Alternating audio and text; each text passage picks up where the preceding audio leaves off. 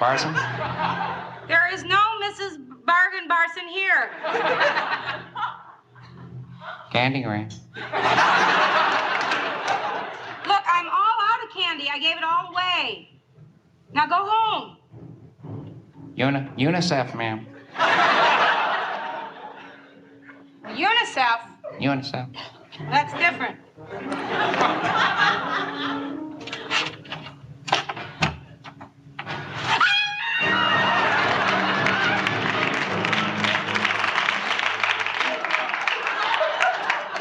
Live from New York, it's Saturday night.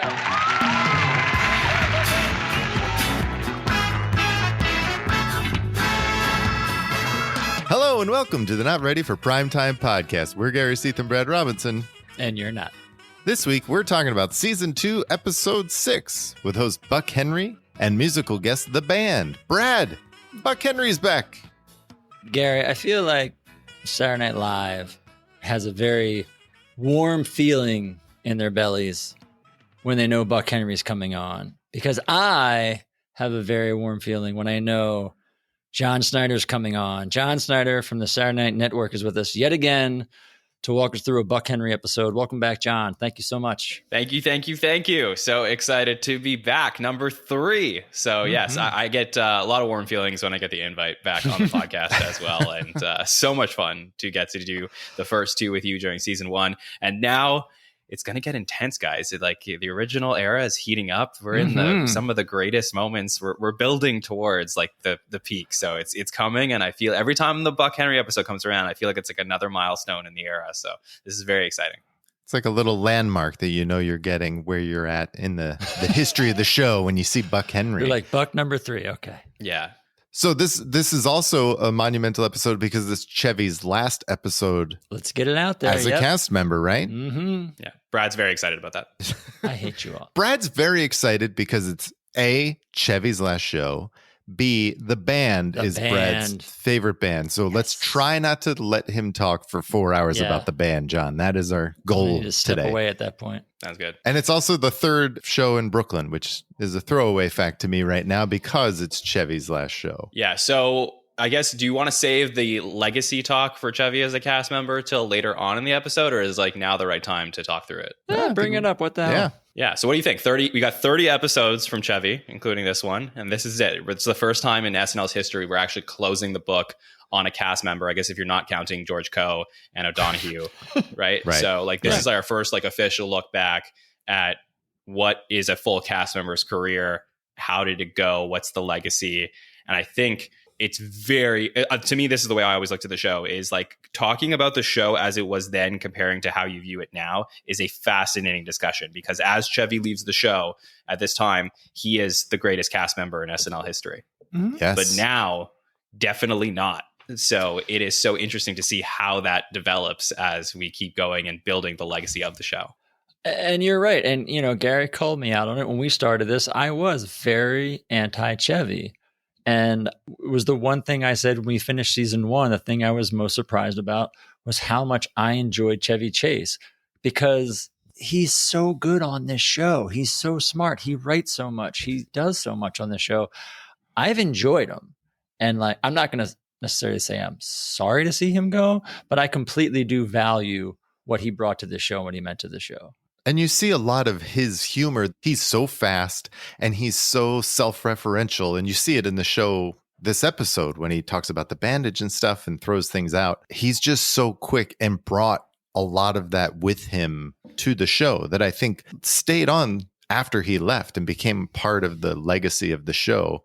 It was just kind of like, there's definitely still an imprint from Chevy that has lasted all these years. Absolutely. And they're going to continue to bring it up. I mean, Chevy's presence, especially in season 2, Chevy's presence is all over the place. Yeah. So even after he leaves, he's not really gone for, a while. He's going to host a bunch of times as well. So the things that he helped build in the show will last for decades to come. And that's why his legacy is really important. What I am very fascinated to hear from the two of you as I continue to listen to the podcast throughout season 2 is, do you feel like the show is missing Chevy? Like, is there... Yeah. Is there a hole there? We'll get to that, of course, and he will be replaced in the cast. But it'd be very interesting to hear you guys talk about that. Well, even, we've already had 2 episodes this season where he wasn't in the show, but his presence was huge. Yeah. So yeah, I agree with you, John. I'm interested to see how long that lingers throughout the second season. We get 2 other, we're speaking of last, but we get 2 other last this episode. The first one I'll say quickly, it's the last public appearance of the band before they do the last waltz. We can talk about it more later. But more importantly, I think for the show, it's their last show. John smiles. John just messaged me to please mute your mic at that point. So I said, take a load off, Gary. John, I like it. They're 4/5 Canadian. John's on my side. Yeah, 100%. But no, this is the last show they do before the presidential election. Yeah. 3 days before the election, which as we get through it, we can tell there's a lot of political heavy stuff in this episode, but that's, And it's Halloween. So we have a bunch of Halloween themed sketches in tonight's show as well. And it's an interesting mix. They bring back a lot of old standbys, especially in the first half of the episode. We see a lot of reoccurring characters, stuff we've seen before, and then a lot of weird, bizarre stuff we haven't seen. So I don't know. It's an interesting episode. And again, we get Buck back, which is always a treat. Not a trick, Brad. I swear I didn't mean. I swear I wasn't doing. Happy Halloween. All right. Should we just get into it then? We should. Yes, please. So the cold open starts with Gilda on her couch in the living room set with a giant Halloween pumpkin on the side table, and the doorbell rings, and it's a wonderful land shark sketch, and it's so much fun. Gilda goes to the door to answer it, and what I enjoyed was she's like, "It's 2 a.m. Why?" I'm like, "Why are you answering the door? You shouldn't be trick or treating." So go through the routine of the land shark, candygram, et cetera, and so forth. And when the land shark finally says it's UNICEF, she's like, "Oh, well, that's different no matter what time it is." And we get the land shark, and then Chevy pops out for Live from New York. I thought this was a great cold open. Yeah. I thought it was great as well. I mean, I think the thing that's most notable about this is that there's no pratfall. Mm-hmm. Yep. And I think that's probably doctor recommended, given he actually was hurt at the beginning of the season. What do you think? I agree. I'll bring that up later because I had that same thought. So, I mean, obviously this episode is going to be a celebration of Chevy in a way and include a lot of his best hits. So it makes sense that this would happen here. So happy to get another Jaws Candygram. Yeah, I agree with John. This was a welcome return. We haven't seen it in a while. Given that this was Chevy's last show, I mean, I'll totally take it. And they didn't drag it out longer than it needed to be. So it was quick. It was a great callback to one of the original bits that really set the show up and gave it its mark. And I really liked it.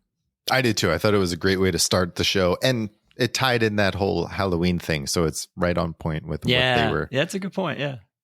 Buck's monologue then follows this. And this was a little different in tone than the fun land shark piece, in my opinion. Buck talks about how great the cast is and what you may have read is all junk. And then he goes on to talk about each cast member individually and how they've overcome these different obstacles to put on this show. And some of these are really dark and some of these are very odd. Is this where I say 1976, baby? I think it's like a combination of 1976 and a combination of Buck's dark humor that That's he a very has. good point, actually. The Buck dark Right? side. Yes. That's, yeah. Listen, let's talk about Gilda for a moment. She is perhaps the sweetest member of the group. She's got the biggest heart. She's very close to her family, very close to her brother. She lives with her brother.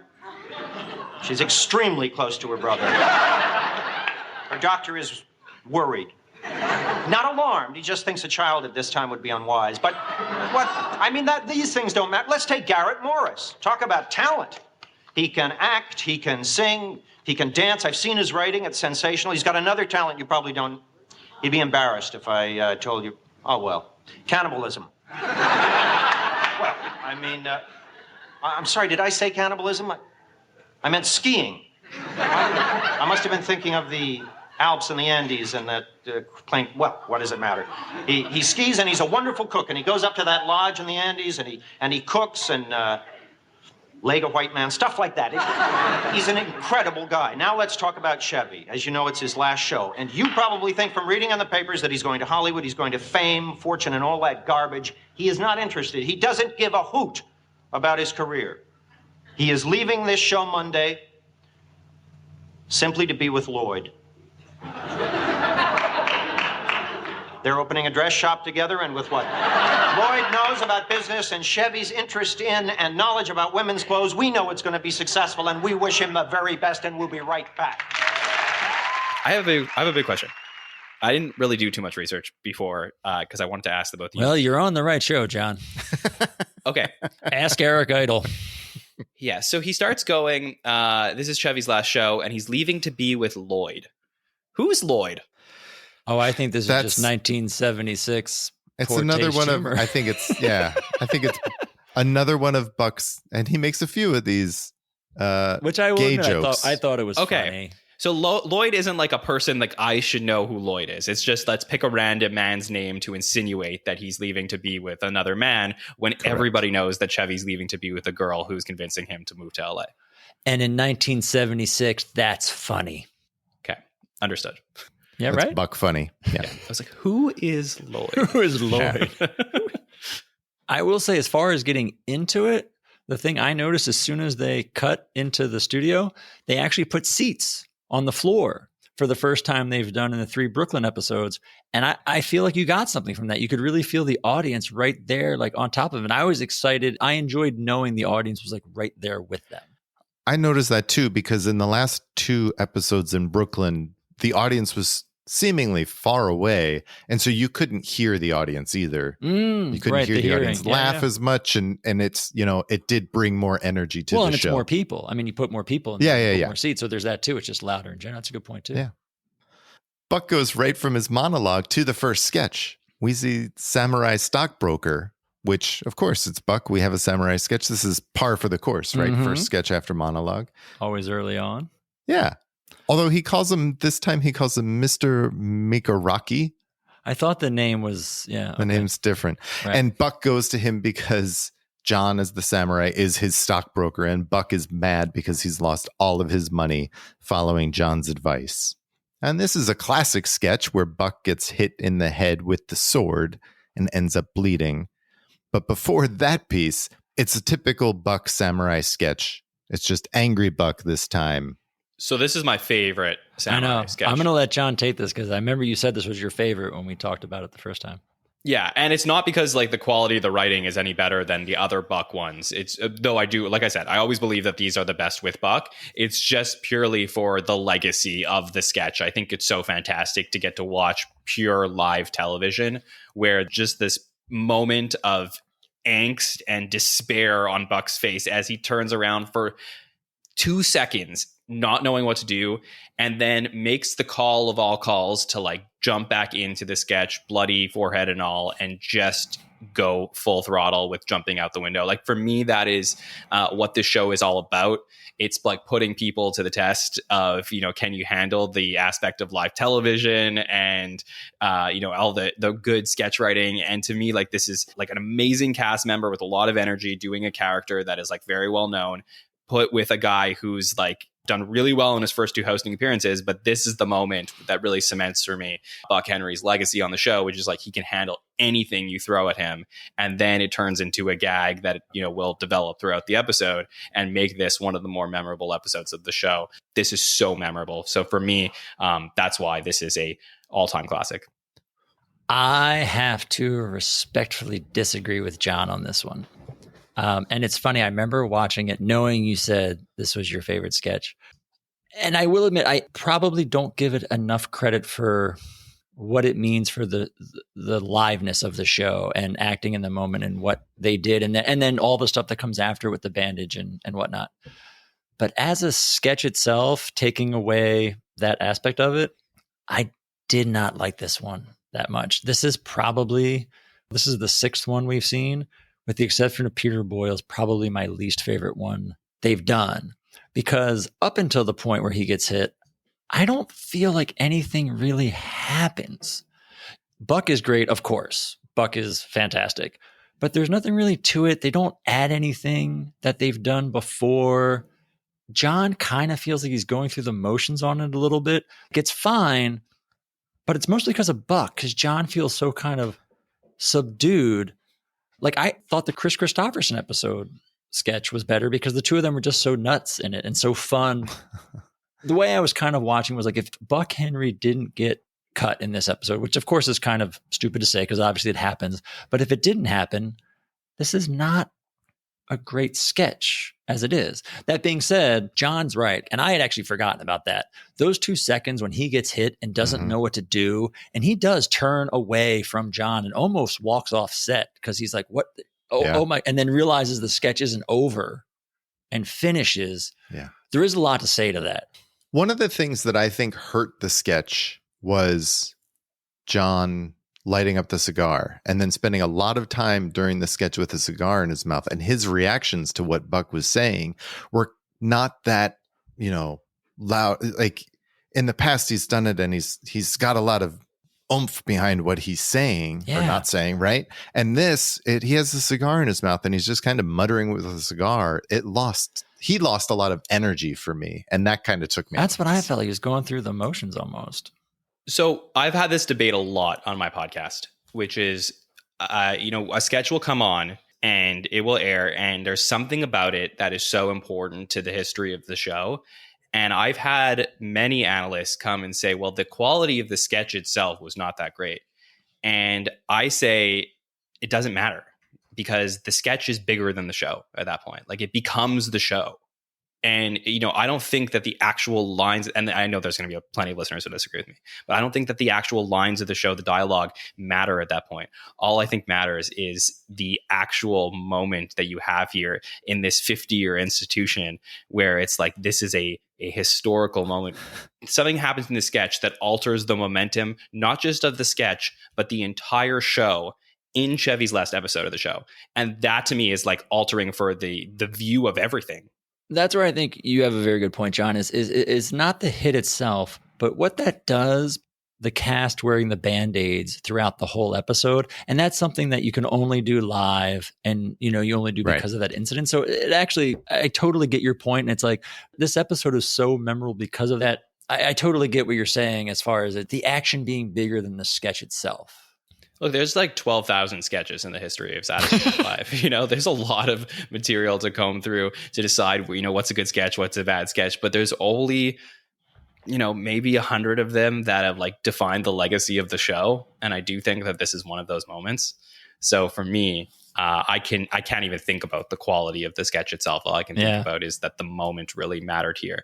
And look, conspiracy theory, maybe the sketch wasn't so great and Belushi hit Buck on purpose. You never know. Well, I wouldn't say it was no. Not that he did it on purpose, but and I mean, no one's ever blamed John, and Buck Henry's talked about it and said he stepped too close than he should have. But John was not in his best state at this time, which all I'm saying is leads to him kind of not feeling like he's on his A game for this sketch. Also, part of it was the wall didn't give the way he thought. So he was hacking. Well, Buck can't wall. catch a break. Not only does, like John said, he gets hit in the head, then he goes to jump out the window, and what was supposed to be like the wooden window frame falls beneath him. So he goes to step off that, and that falls. So he falls again. He gets hurt again. I think what you're saying is that this is a incredible sketch, and this should go down as one of the best of all time. I'll pull out another random story, Gary. I was listening to a Buck Henry interview about this, and he was saying after this sketch, he's getting patched up, and they found a doctor who happened to be John Belushi's doctor, but he's fixing him up, putting the Band-Aid on, and he tells the story that he can hear John talking to Lauren, basically saying, well, if Buck can't go on, I know his sketches. I could do them. Oh, man. I feel like you have told the story of the cast trying to replace the hosts like half a dozen times at this point, whether it was like Louise Lasser and they didn't think she was going to come on or. Well, I would say at this point, I would think the cast in general thinks they're better than 90% of the hosts that they get on there. It's a real Eddie Murphy situation happening here with the cast, but. Well, I don't think our next sketch is going to go down as one of the best in history. It's not bad. Not for first Wadies only sketch. So it's Barbara Wawa again, and she's interviewing Betty Carter and Rosalind Carter, Jane and Lorraine, about the election and what it takes to be a first lady and what it's like to be a first lady and what they do. And it's an interview sketch. So she interviews both of them and asks them what they do for their husbands as first ladies. And you didn't like this, huh? You did not like this. No, I didn't hate it. It was not the worst sketch of the night, in my opinion, but it was also not like great. It's not the best Barbara Wawa sketch we've seen by any stretch. Okay. Did you think so? No, I actually liked it. It's not the best, but you know what I liked about it? They found a fun way to hit up on the election, make fun of the election, the politics of the time. Yes. That was one. Two, it was good to see the ladies shine in their own sketch. Yeah, just the three of them. I like that.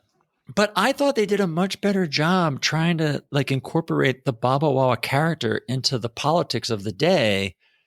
Was that last week or 2 weeks ago where they did the sketch with her and Lorraine, and Lorraine was playing, what's her name, Gandhi from India? Yeah. And remember, that was a joke where they tried to inject the politicalness, and every time they tried, it missed. All the audience did was laugh at the accent jokes. Right. But I thought they did a good job with this of trying to make it political and bring that character in, making her an actual character, that she was upset with the fact that she thinks that she is a better candidate to be first lady than these two ladies.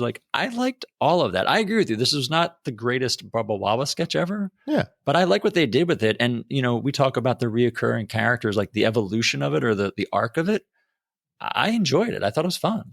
Yeah, I thought it was okay. I mean, I think that it's important that a sketch like this happens in the show, especially when you were dealing with the election. And it's really SNL's first time to get into the political sphere in an election. And the fact that, back in the 70s, you would just think generally that they wouldn't, take the route of, what was happening with the first ladies or the potential first ladies at the time, but they did. And they talked about that and they gave them personalities on the show. And I do think that this is a strategic decision of the show to put themselves in a position where if Ford wins the election, which I don't believe people thought he necessarily would at the time, but if Ford won the election, they have Jane as a character, as Betty Ford. And I think Jane has some of the best lines of the sketch. And they have Lorraine there as well as Rosalind Carter, where they could develop personalities or caricatures of these people so that if they need them in sketches in the future, they have them. So I don't know that this sketch does too much, but at least it will set up what's to come. So I think it's nice that from a production perspective that this is happening, and then also that they gave the three women of the cast an important political moment right before the election. And I thought Lorraine did a great job. I thought she did a great job on her accent and that character. I think I felt it was a little weak in that all of the jokes that they had for the two wives were repeats of jokes that they've been doing for the last 6 weeks. Yeah, I understand what you're saying. There was nothing new. Right. It's just the from newness a different was them, perspective. Was Yeah, no, I know. But I hear what you're saying, yeah. All right, ladies, let's get serious. Neither of you truly qualifies to be first lady. I mean, you aren't articulate, you aren't informed, you aren't glamorous, you aren't me. I mean, really, who does deserve to be first lady? Me, Barbara Wawa, first lady of television. Don't you agree? Have you got any pet names for your husband? Oh, well, Jimmy, when he dresses up like Eleanor Roosevelt, and I call him Ellie, or Eleanor, or Mrs. Roosevelt. What do you call Jerry? Well, of course, there's Dimbulb, Mr. Dimbulb. Wait a minute. Plus, I have a terrific personality. I'm not too liberal. I love blacks, though. I can say Harry Wiesner. We do things, beef wit, melon head, mint curry. Harry Wiesner. I would like to be first. Pretty please, could I be first lady? Please. I would really like to be. Then there's Mr. Potato Head. This has been Baba Wawa with Not the First Ladies Only. Well, you can see that they're now making her a character. Yeah, they're right? doing more than just all the they've been accents. playing off of before was the speech. That's what I liked. And now they're making her a character. Because the last time we saw her, I feel like they tried and failed, sadly, with that her and Indira Gandhi. Yeah, this is what they were trying to do then, and it's they decided let's bring it home and people might catch it a little bit better, and I feel like they did. Yeah. I know we don't like to hit on the chyrons that often, but I did like the exit chyron when they go to the audience and they show some hippie looking dude and says electoral college dropout. Thought it was very funny and very timely. I thought it was a good one. That was a good one. Yeah. What I didn't find funny. Okay. The next sketch, go Gary. So the next sketch is Garrett Morris's roots, where Garrett Morris tells us about his family history, starting in Africa all the way through their enslavement to current day, where it turns out that his family is all celebrities. The funny thing was that all of his ancestors were just Garrett dressed up in different costumes throughout history. That was fun-ish. I almost thought that was half cringy, though. Some of it was, yeah. Some of it was. This was another one where one of my notes is, this is way too long and has kind of lost me. This was not funny for two reasons. One, we've found it tough that a sketch is very hard to pull off when it's just one person talking and the joke is really like cutaways to visuals, like photographs or pictures or drawings. They're just, it's a tough sketch to pull off, right? Yeah. And two, it's just not funny.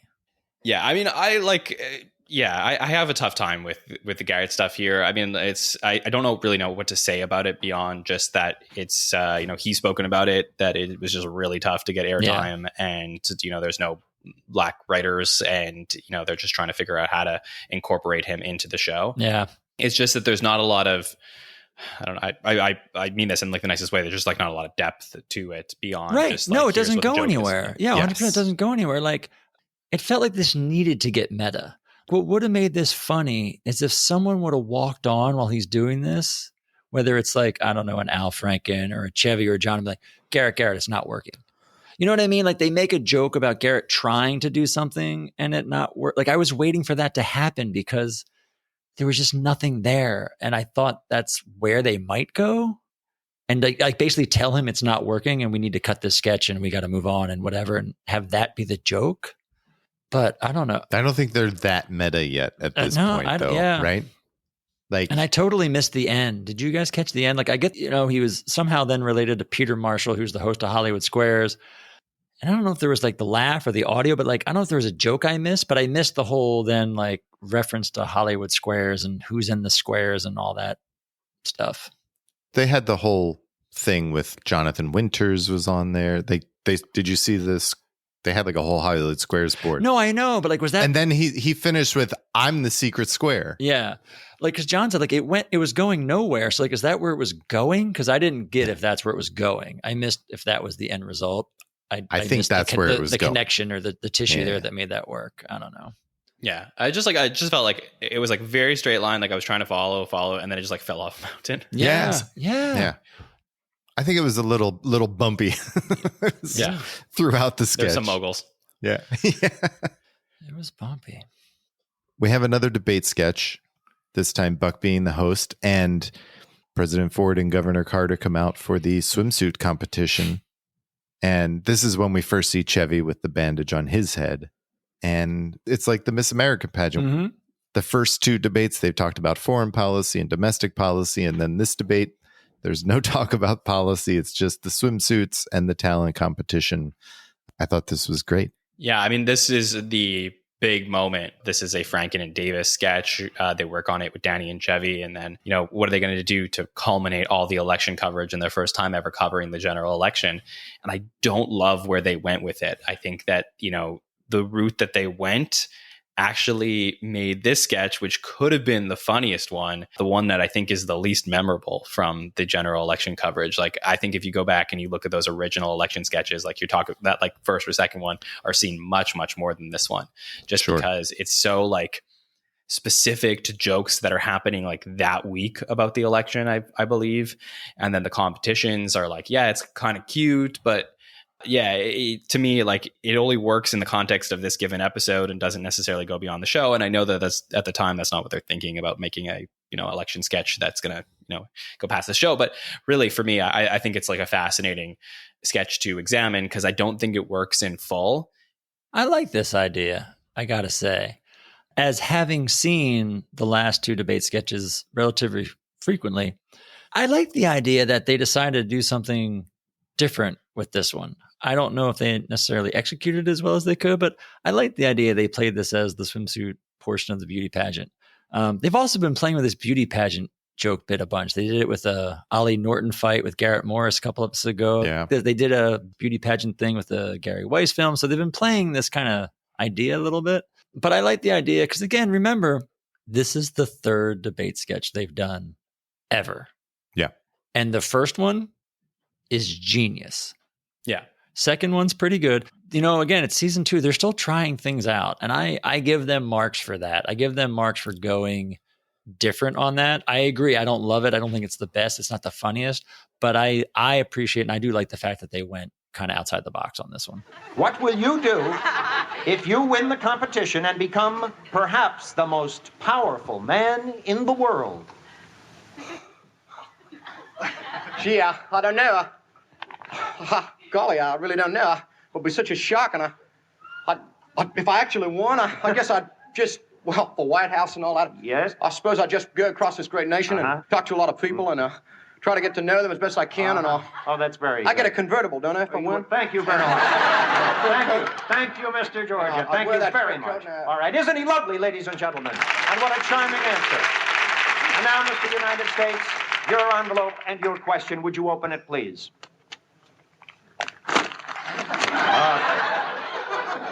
Very good, sir. I'll just read the question. I'm sorry. That's quite all right. We're sorry, I cut too. myself shaving here this evening, too. All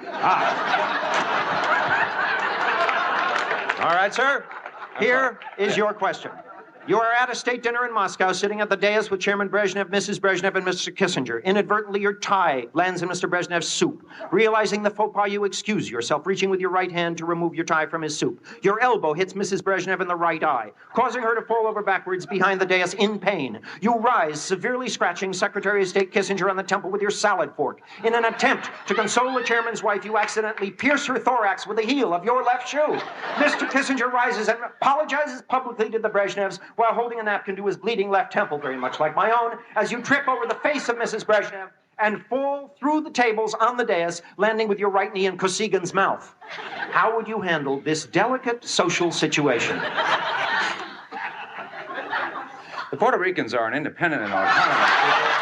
I think you have to do something different. If you're going to do a debate sketch, it has to be different than just the two of them at podiums again, talking. And I thought this was a great way to break out of that mold and make it something fun and different. And it is, the weekend before the election, so they have to do something really with the two candidates. Yeah, I just didn't think it was biting enough. I love the idea. But I'll take back what I said. Like, I agree that this feels fresh compared to the other two. So there are some really positives for it. But I do feel like when it comes to political coverage and we don't have Jim Downey as a writer on the show yet, they're still sort of working their way in with stuff like that. And I do think that, Buck plays an amazing host here and he's really fun with the back and forth. Like my favorite parts of this is that long, soliloquy that he goes on at the end asking the question. Yeah. So great. That to me is the funniest part. The whole thing about the Moscow State dinner and then Chevy deflects completely. And then I also love the meta of Chevy saying I caught myself shaving here this evening too. That was the funniest bit of this sketch was him calling attention to that. That line was hilarious. Yeah. But it takes a long time to get there, right? It's probably 5 minutes before we get there. Oh yeah. But John mentioned earlier, the Chevy's doctor's orders thing. Why does Chevy take a fall? Right. He goes into the voting booth. He's going to show people how to vote as his talent. He's going to show people how to vote after Carter does dental work on Garrett, but whatever. But then he does this completely forced fall off the stage. And you're like, why, man? Why do it? I felt the same way, but I also felt like he wanted to do one more big fall. Oh, that's a good, okay. But then I wondered why he wouldn't just do it at the cold open. And it's Ford. I mean, they did this in episode 1 too. They didn't do the fall in the cold open. He did it during the debate when he played Ford. So yes, no, you're right. Because as we said earlier, this is a really nice send off for Chevy. So let him do Ford and let him do one last fall. Well, then we have Brad. You like to talk about where things fall in the show, and the fact that we didn't have a musical guest before Weekend Update this week kind of threw me off. It felt right in time of the show, but I also felt surprised that we didn't see. You were waiting for it? Yeah, I hear you. Musical guest, that's all. Yeah. Because we've seen it to this point this season. They've been very early, yeah. Yeah. We get Chevy's first phone call that's not related to anything sexual. It's talking about drugs this time instead. Which I think is really funny. It was funny because he talks about messing motor skills and then he can't hang the phone up. Yeah, it was great. It was good. And then his top story is Buck's cutting his head on tonight's show. And then he references a far gone and downed and drugged out John Belushi. Yeah. I was surprised by that comment. I didn't remember it being there. Yeah.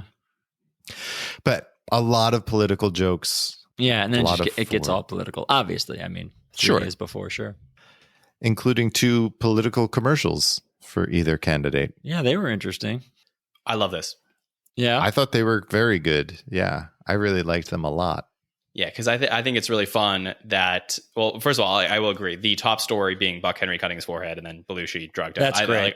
I think that's totally great. Yeah. Then when they do these like attack ads and they completely throw you off thinking we're going to get to see Chevy as Ford, to only realize that they're showing an actual clip of Ford pardoning Nixon and using that as the attack ad for Ford is so biting and so well done that, again, I think what happened when I watched this episode was I enjoyed Debate 76, and then I watched this and I was like, that wasn't this. This is what I was looking for from the show. I also thought, these types of ads are more in line with what you actually would see today as real political ads. Right. But I thought they were both well done. They're great. Apparently NBC News wouldn't give them the Ford footage. Really? This is in the early years, one of the things apparently Lauren was like most proud of was the fact they pulled these off, these 2 sketches or these 2 ads. Really? Yeah. But he said like NBC News wouldn't hand it over. They had to go out and like source it from another material. You know, they say during these times that they weren't biased, they weren't leaning towards one or another, but these 2 ads make that very hard to believe. Because the Carter one's funny and it makes sense, but the Ford one's literally just him talking about how he pardons Richard Nixon. And they're like, 4 more years, here you go. But luckily for John, we go to commercial, which he loves during Weekend Update. So stupid. Because let me just say, this was so good. I can't believe they did this because it's so good. And Dan Aykroyd is like one of my favorite things in the history of the show is Dan Aykroyd being a pitch man. And they had to do this to me. They had to sandwich it between Chevy Chase in the first half and the second half of It's like, what the hell were they thinking? Because it is so like, again, is Batomatic, Bassomatic? No, but I don't care. I cannot understand this decision. So taking it out of its slot of this shitty Weekend Update commercial, you do like the Batomatic though. Yes.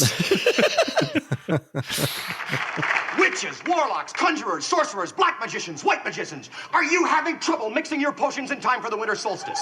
Is your sorcery getting hung up because of the hours you spend mixing and blending your remedies? Then you need Ravco's amazing new witch's aid, the Super Batomatic 77. You never have to use mortar, pestle, or cauldron again. Super Batomatic cuts, chops, slices, dices, mixes, and blends herbs, plants, twigs, sprigs, leaves, branches, claws, teeth, eyes, ears, skin, hair, blood, flies, insects, limbs, and organs of all kinds, toads, lizards, newts, mice, rats, and bats, faster than you can knife a goat. Take this 11th century remedy from the key of Alcazar. Potion to win love and shrink hives. Feather of a young hawk, belly of a fly, blood, bile of an ox, a lizard's lung. Say sarax, sarax, and your will is done. 7 threads of a hangman's garment, basil, wolfbane, and a shoot of wintermint. To this add the eye of a rat, and mix in the body of 1 whole bat. Yes, mix in the body of 1 whole bat. Remember what a chore that used to be? Now it's fast and it's easy with Ravco's Batomatic. Here's how it works. It was wonderful. Yeah. And doing the Batomatic instead of Bassomatic this time. I thought it was great. Yeah. I mean, did we need this? No. But did I enjoy it? Yeah. Like it's Dan just going off. It's great. And Lorraine's hilarious. Wow, that's great bat.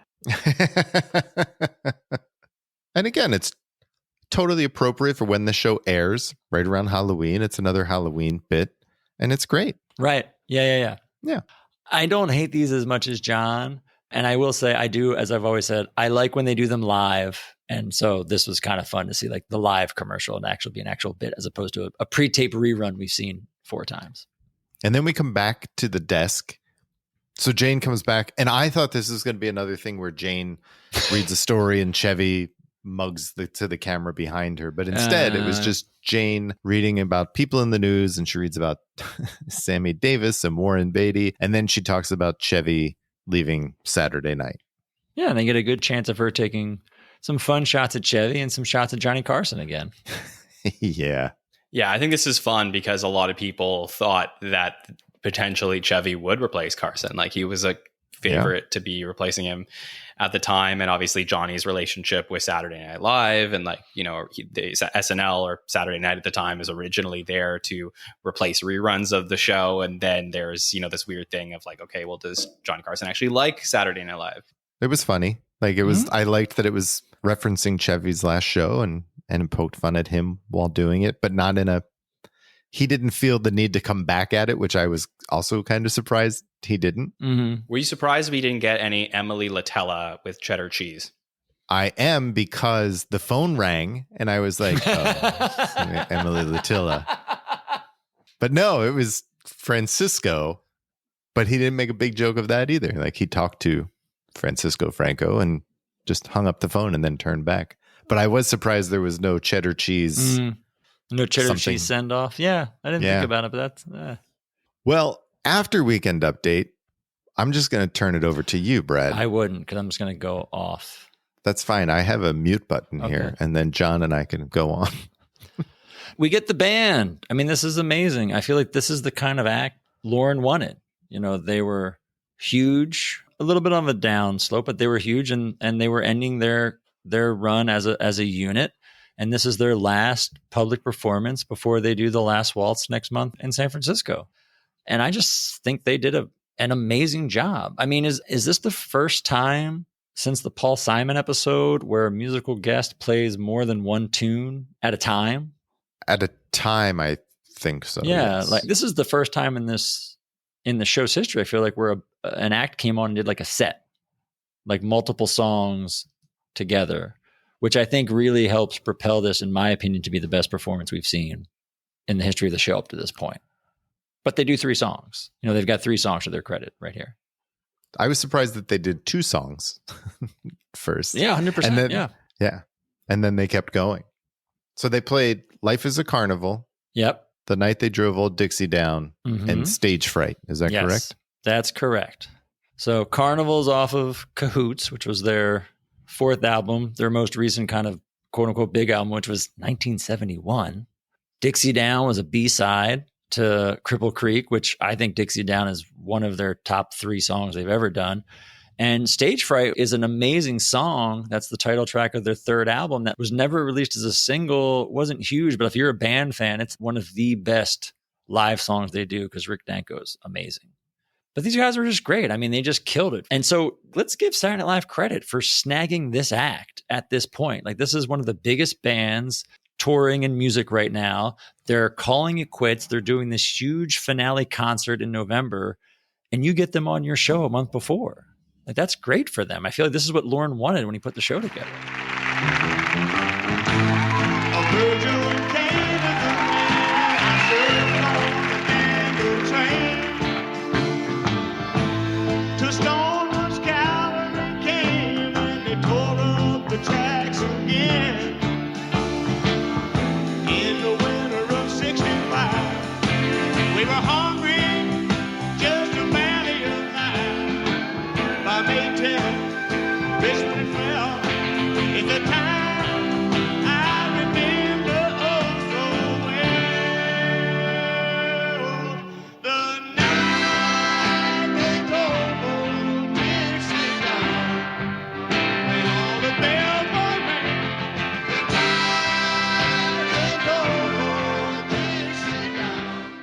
No, this is a great performance.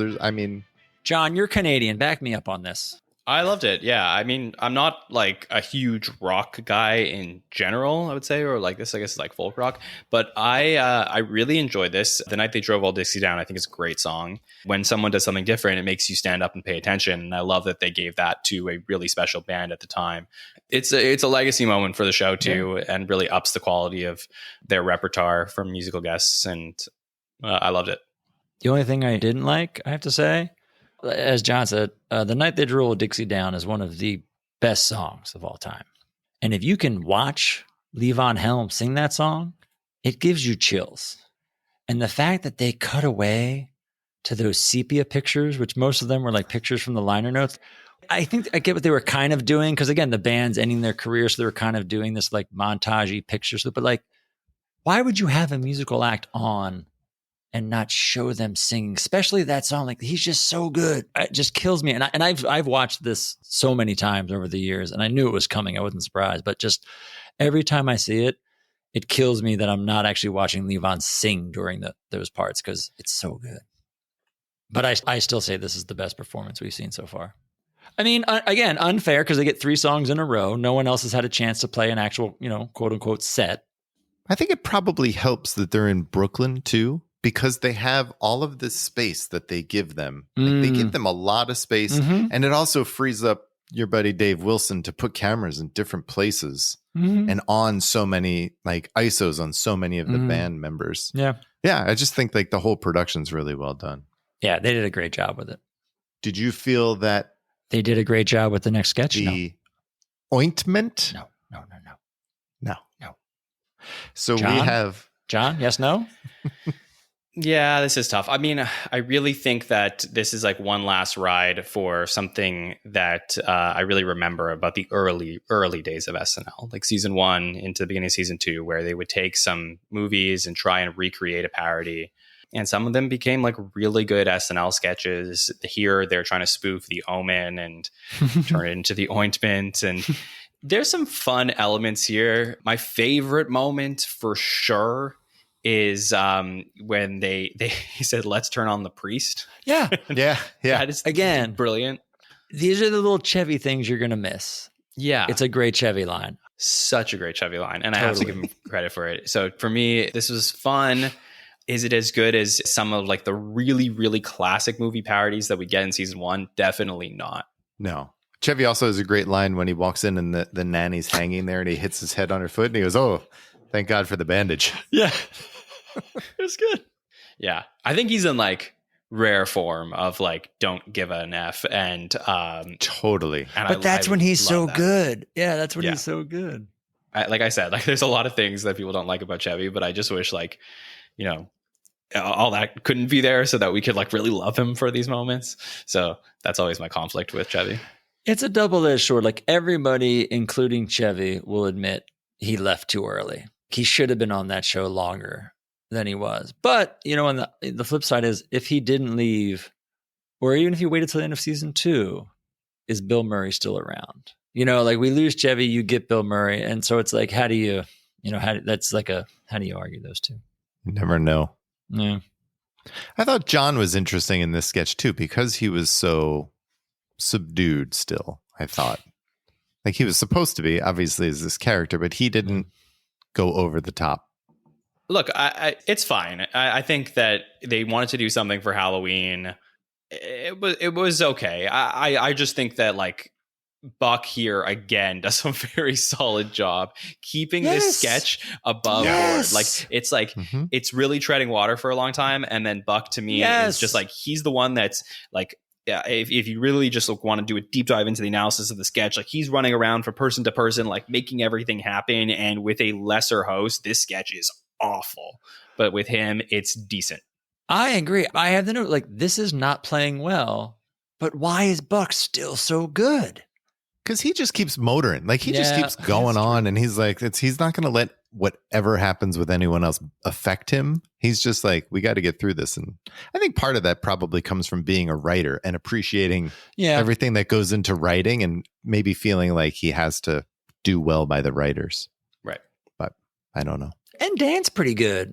John loves Dan. Like Dan's really good. It's like, again, and not a great sketch. He has an interesting role, and he's got a couple parts where Dan's able to like really go off or throw tangents, and Dan's really good in this. And if I was Dan, I would have left the building already after they put my Batomatic sketch between 2 Chevy updates. Speaking of leaving the building, do you guys remember when Gilda was on this show? Who? Yes. Yeah. Yeah, it's been a while. Yes, it has. Fortunately, I do believe one of the biggest beneficiaries of Chevy leaving the show is actually Gilda Radner. Oh, sure, yeah. who really carves out like a role for herself on the show as being, one of the more energetic cast members and getting to do different things on the show. And I just feel like, like people will always think like Bill Murray replaces Chevy Chase. And I really just feel like the dynamic of the show completely changes without Chevy, and Gilda becomes that like anchor from the women. And it's just an incredible thing to watch. So for me. Do you think Gilda could have helped this Gary Weiss film that we're treated to next? So we get Buck introducing Gary Weiss's film. And he talks about a song that was written for the film by Howard Shore. And he sings it, right? Did Howard Shore sing this too? I believe Howard Shore was singing. Yeah. The song is called It's Halloween Tonight. And we get Buck in it. So I had hope because Buck says he's in it. So I had hope going in. Yes. Me too. I was excited because we've seen Buck in Gary Weiss films. And even though, in my opinion, not all of them hit, it's still, someone in the film that we like, that we find funny and can move it along. But in this Gary Weiss film, while Howard Shore is singing his song, we see close-ups of someone getting made up. And it turns out to just be Buck getting dressed in drag. Kind of ends up looking like B. Arthur a little bit. Oh, that's who that was. No, he looks like Jack Lemmon from Something Like It Hot.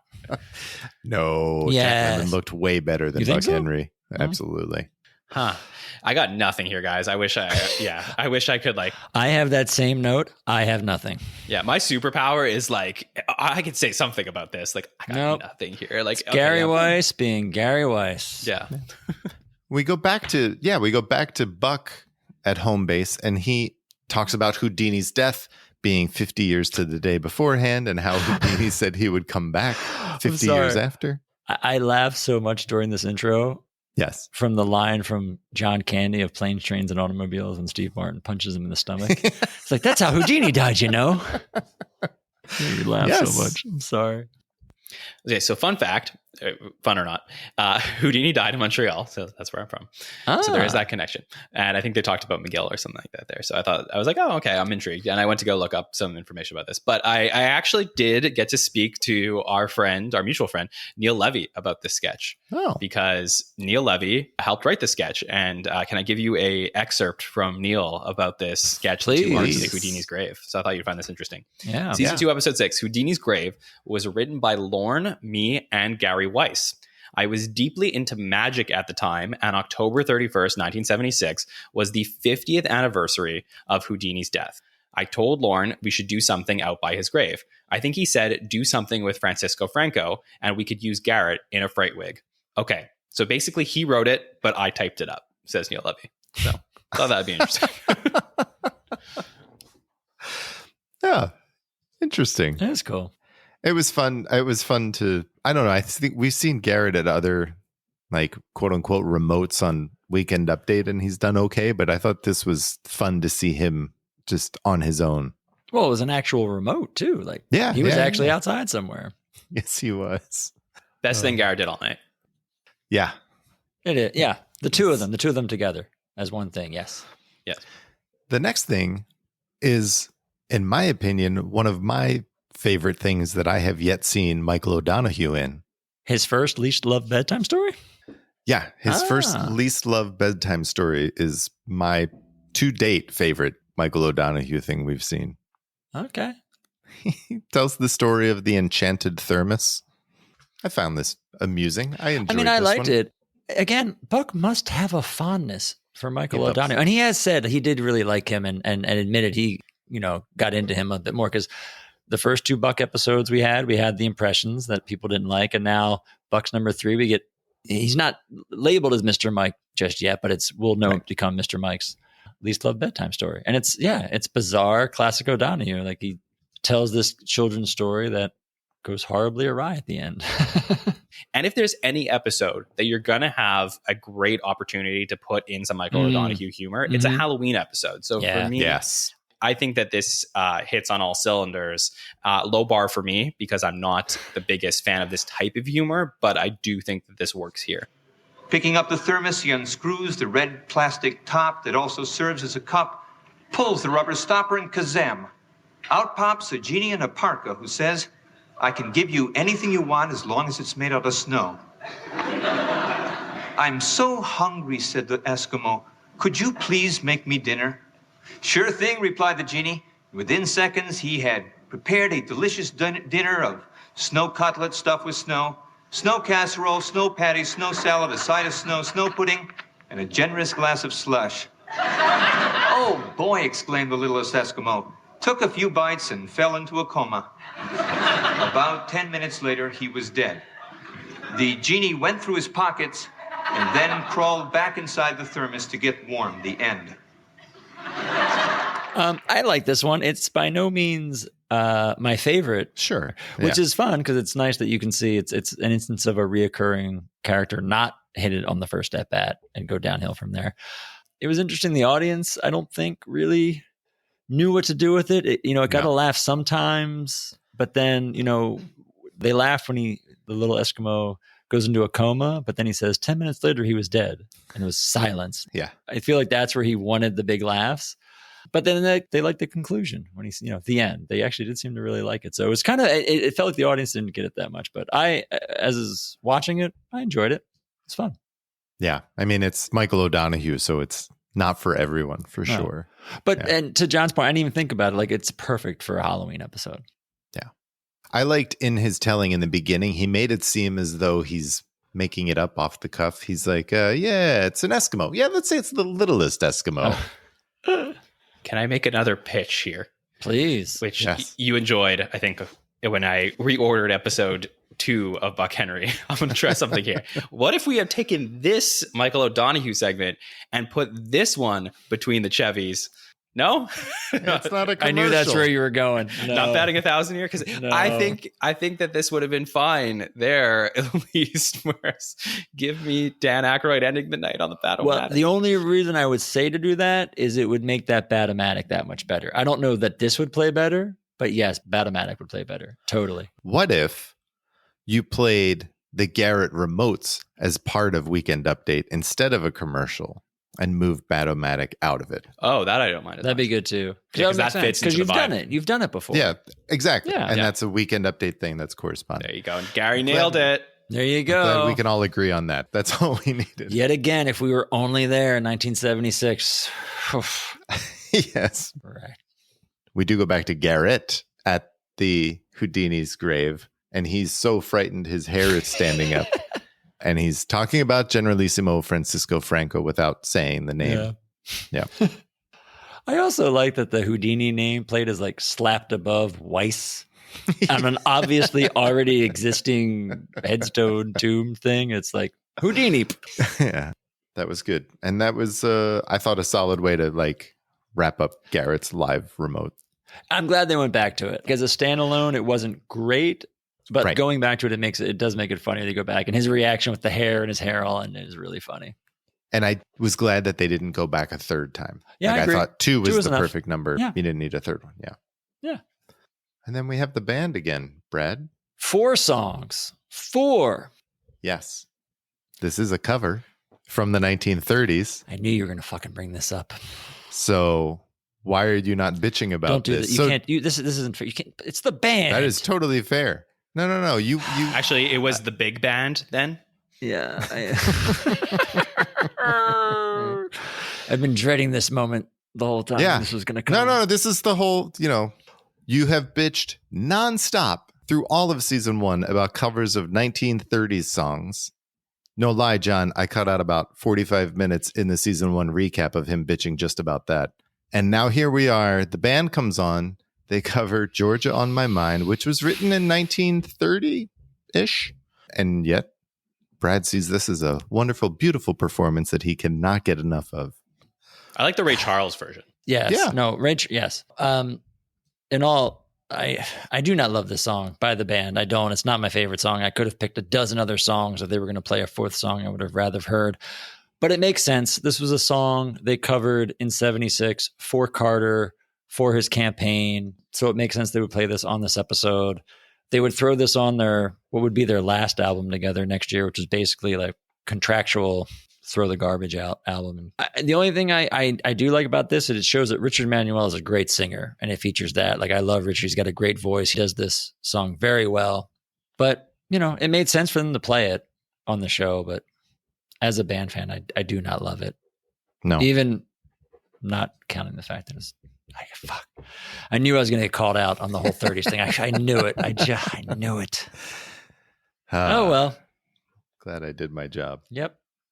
But that's it. That's the last. There it is. After the band, we go to good nights. And everyone is on stage. Including Gilda. Gilda's still there. Yep. With bandages on their heads, including Gilda and Michael Did you O'Donoghue. ever think about how the wordplay on the bandages? No. Oh, just me? Okay. See, it's all a big conspiracy. There you go. And that was it. This was Chevy's big farewell, goodbye. Everyone embraces him lovingly, except for Garrett, who is still on remote. Buck, what was Buck's line? Like, good night, Garrett, wherever you are. Wherever you good are, luck yeah. or something. Yeah, it was good. Yeah, I feel like there's been a lot of episodes where they could have said that. I thought they did a fun gesture where Chevy takes his final fall and everybody on the stage kind of falls down with him. That was kind of a cool, subtle thing. I like that. Yeah. Even though we'll see Chevy for another 2 or 3 weeks and pre-tapes will keep popping up. Right. But yeah, it was nice. Not my favorite of all of the Buck episodes. Yeah, I agree. I say overall, it was a decent episode. But this is, you know, it's hard. Like, it's Buck Henry. Right. We talked about this last week when we saw Steve Martin's first episode. You either want or expect every Buck Henry episode to be A+ out of the park. And this is a very good episode. It's probably my least favorite of the 3 that he's done, but it's easily in the top third of everything we've seen on the show up to this point. Like, it's really good and awesome musical performance. Yeah, I thought that would help raise it for you in your listing of shows, Brad. It's just enjoyable. Like, overall, it's enjoyable. Like, even the ointment sketch, like, we don't love. We enjoyed watching Buck. We enjoyed watching Dan. Like, Chevy has a couple great jokes. There's enjoyable stuff in it all. But I think this show has so much going on. There are so many things to it, partly because it's Buck, because he brings a lot. And then the cut on the forehead, and they go to the remote, and it's Chevy's last show, and it happens to be in Brooklyn. Like, all of these factors, I think it made it a very enjoyable show, just a little uneven. Well, you're right. And the Brooklyn of it is a good point. No one wanted to be in Brooklyn. They all hated being in Brooklyn. This is week 3 of being in Brooklyn. And I think this is the best show they've done in Brooklyn. Like, they finally got some good sets in there. You had sketches with more than just 1 or 2 people in there. They had the audience down below. So, like, as you were mentioning, you could hear it better and they were more involved. And I think all of that just added to it being fun. And, you know, I think I've poorly made this comparison in the past, but again, it's Buck Henry. It's like watching Michael Jordan and they win and he only puts up 25.